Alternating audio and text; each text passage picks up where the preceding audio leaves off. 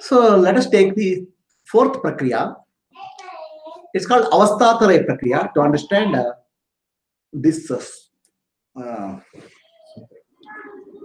this sutra. Janmadi asya yataha. Absolute consciousness, pure awareness, supreme reality, appears as the phenomenal world, appears as, okay, as the phenomenal world, and disappears as Newman, means nothingness. The same one appears as everything, and same one appears as nothing. Appears as everything as world, appears nothing as pure awareness. Please understand, underline, no. Appears as world, and for the person who is looking at it, disappears as the nothingness. Right? So both are, please understand, the underline the word called appears as. Brahman doesn't become the world. Brahman appears as the world. Like rope appears as snake. So Brahman, world is nothing but Brahman appearance. Okay, this experience we have day to day, every day, at individual level.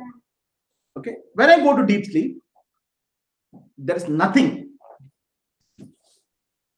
That nothing is pure awareness, absolute reality. And there is peace, there is infinity, there is silence, there's no word, there's no body, no mind, no intellect in the deep sleep. That's called nothingness, Newman. The moment I wake up, the I thought comes, the world appears. So the entire world, infinite. In deep sleep, there's nothing. When you wake up, everything is there, including me. So for me, at individual level, the alternation is happening. The phenomena, Newman. Phenomena, Newman. Everything and nothing. Everything and nothing that I see every day. This sutra is telling that only. See, it can appear at universal level, at individual level, so I experience it day to day. This sutra. Right? From whom they say creation, sustenance, and dissolution. Okay. So for me, from the pure awareness which I am in the deep sleep, the world appears, all living appear, mountain, valley, sun, moon, everything appears. And deep sleep, they dissolve at the individual level. Right? Individual experience, my experience. Okay. Now, the reason I'm telling is the Vedanta doesn't say you believe this. You correlate with your own experience, individual experience also. So, the morning time, the awareness is there, but there's name and form also. So, everything in the morning is a name and form, a thought.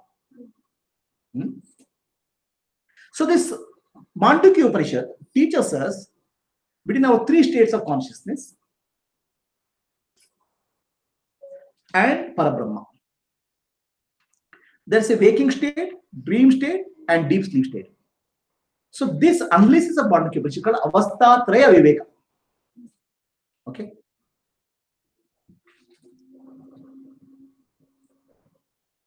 So why the Vedantic teaching is required? I have an experience. Okay. But then I don't have understanding. Having experience is not important. Understanding experience is important. Right? I can give you an example. Since time immemorial, sun rises in the east and sets in the west. That's the experience of everybody. Okay.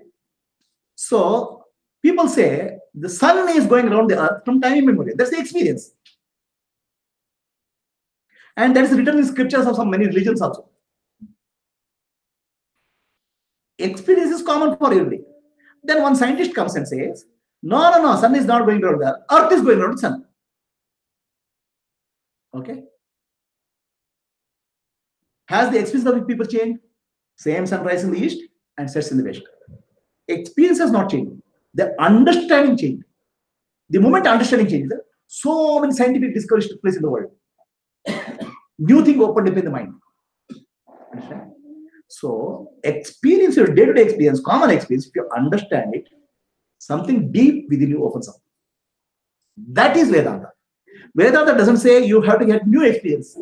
Whatever your experience is there, understand it properly. The moment you understand it, something new opens up to you. Right? That's the method of Vedanta. Okay. It doesn't say no. You have to become Brahman. You have to do this XYZ step. No. It says understand how you are Brahman. The understanding changes your life. Experience you have every day. Right? So in the light of knowledge of Vedanta, we have to analyze. And Vedanta said, believe it also. Vedanta is just pointing out your own experience to you. Okay. It doesn't even say, believe my experience. So what is our experience in deep sleep? There is nothing. Okay. There's no body, there's no mind, no intellect, no thoughts. But I exist in deep sleep. I am peaceful in deep sleep. There's nothing in deep sleep. That means I have awareness that there's nothing. So what it means is that when the body, mind, intellect world is not there also, I am peaceful. I exist. My existence doesn't depend on the body, mind, intellect, and the world. That I is not individual. The deep sleep is same for everybody. It's universal. And that in deep sleep, you go to the pure awareness called Parabrahma. Clear? Whose nature is peace? Whose nature is silence? Right? Where there is no duality, there's no other. So in deep sleep, I go to my true nature, myself. When I wake up, the first thing is I am thought comes. Okay. Then there is experience of world comes up. Then I associate myself with the body. Okay. So the moment I associate myself with the body, there is three-way split in the experience. What is it? The world is there, experienced. I am the experiencer, and there's the experience. So what was a peaceful, blissful experience of deep sleep disappeared now. There's a split happened, right? But let us examine our experience very closely. Is there really three-way split? Let us say you are sitting and watching a flower. Is there a flower and you? Is there a three-way? Is there an object called flower and you? And seeing is there? There are three things. There is a three-way split in your experience. Yes or no?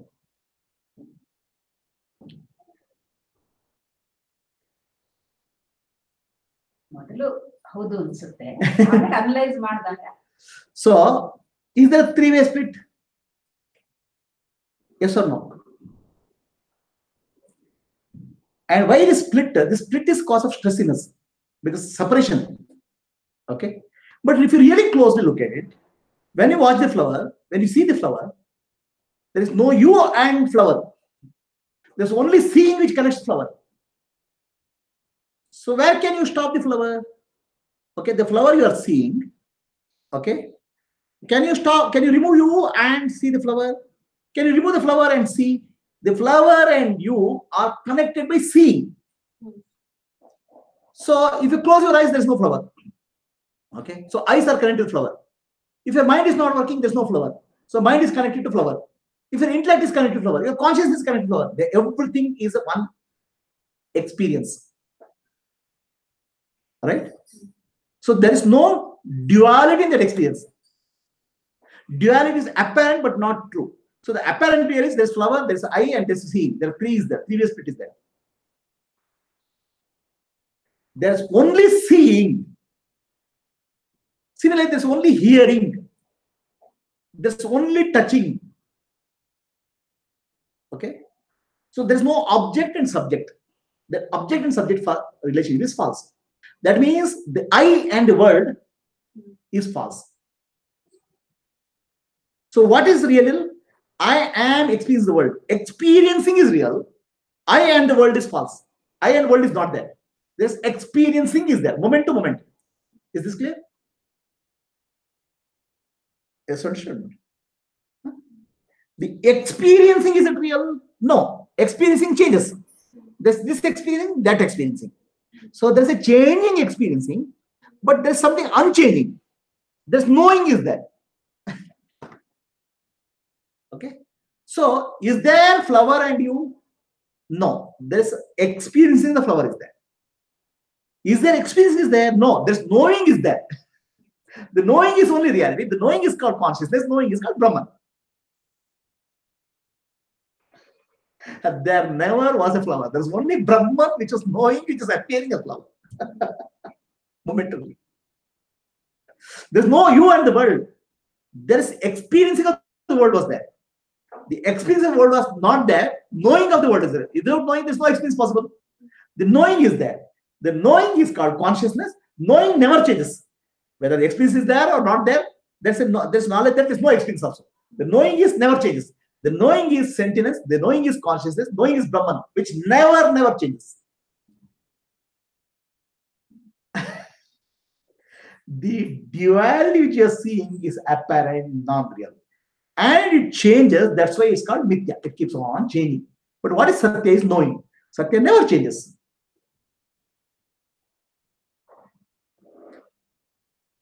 So who are you? Brahman. What is the world? Is experiencing. Is that experiencing? No, it's knowing. Is there a world in the knowing? No. Only knowing is there. Brahman is there. Such a trick, huh? Okay. So then what we have to conclude is deeply, there was no other to know, but I had knowing. That nothing was there, knowing was there. That means I existed, consciousness.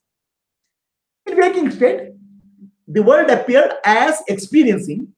The experiencing can be hearing, seeing, touching, feeling, or sensing. Okay. Sensing was there. There was no subject and object really. Now the question comes, where did the subject and object come? Okay. When you are seeing the flower, only seeing is there. Okay. Then after seeing over, you go to the memory. In memory, the name called flower is there, rose. So you bring the word called rose. A name appeared. Because the form is matched now. While experiencing, no name and form. Only experiencing. Now name and form appear from memory. Understand? Then next question came, this great man called me, saw the flower. The subject came. Then third thing came, I saw the flower came. The Triputi came after the experience is over.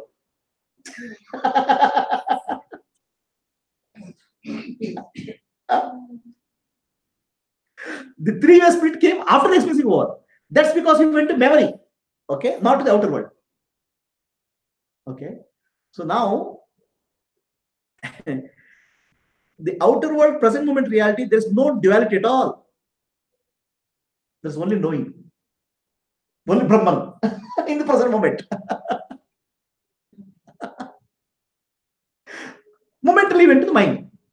So the thought appeared. Thought called flower, thought called me, thought called seeing. Now this thought called me, the flower and seeing got superimposed on the previous experiencing. Then Triputi came into picture. Right? Now again duality appears. No, that's also false. Why is false? So you went to memory. Okay. An idea of a flower came. Idea of a flower. Now, idea was a flower came and knowing happened that there's an idea called flower. So there's no duality. Then idea called me came. Then knowing can happen.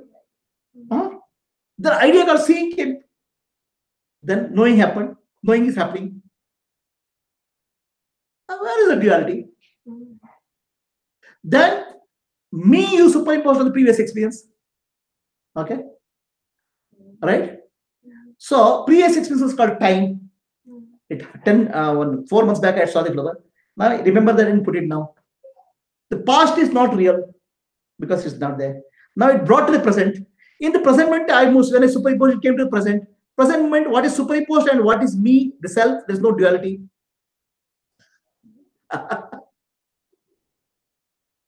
All the while the Brahman was enjoying the show.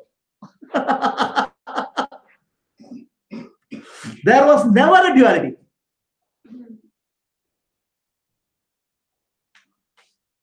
The duality causes suffering. Non-duality is freedom. You understood how non-duality is there? Did you remember, understood that Triputi when I said? There never was a duality. Duality was only apparent, but not reality. Only Parabrahma was there. Only Param Jyoti was there. And when only that is there, where is the finite? It's only infinite. It is full of bliss only. Ananda is always there in Satya.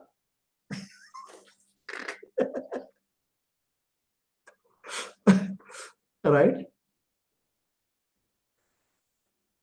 So, but one thing you can say, these experiences comes and changes. That's why it's unreal, it's mithya. Okay. But in the experience, there is non-duality. So the Brahman alone appeared as experience. That's why it's called unreal or mithya. That's where Buddha says, samsara is nirvana, nirvana is samsara. Both are same. Narayana is Vishnu, Vishnu is Prapancha. Vishwam Vishnu Vachkar. Vishnu has become Vishwa. Narayana is Vishwa, Vishwa is Narayana. We think Narayana is relaxing in an ocean. He is appearing like a world.